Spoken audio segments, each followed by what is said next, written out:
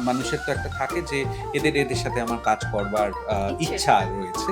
সেটার মধ্যে কেউ আছেন যারা অভিনেতা-অভিনেত্রী আর বাকি কিছু পরিচালক আছেন।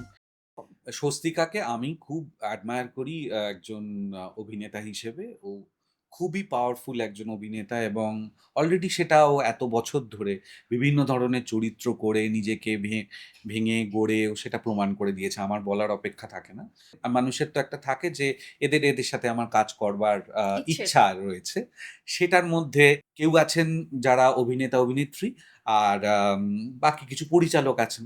তো সেইটা আমি আ আ আমার ইচ্ছে ছিল যে কখনো ওর সাথে আমি খুবই পছন্দ করি, আ অ্যাডমায়ার করি ওকে। পরে শুনলাম যে ও আমার মানে তখন ওর সাথে আমার আলাপ ছিল না।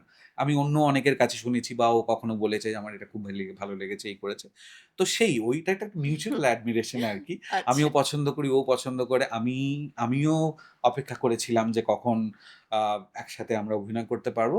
বিবি পায়রার আগে অ্যাকচুয়ালি আরেকটা ফিল্মে আমরা শুট করেছি। সেটা এখনো রিলিজ করেনি। আচ্ছা। সেটা হচ্ছে সায়ন্তন ঘোষালের ডিরেকশনে 'অশনি' বলে একটা ছবি। হুম, এটা আমাদের 2nd শুট একসাথে। আচ্ছা। কিন্তু ১ম রিলিজ। কিন্তু ১ম রিলিজ না, ১ম রিলিজ অ্যাকচুয়ালি করে গেল এরও পরে আরেকটা শুট করলাম একটা ওয়েব সিরিজ। আ আচ্ছা। সেটার নাম হচ্ছে 'কালীপটকা'।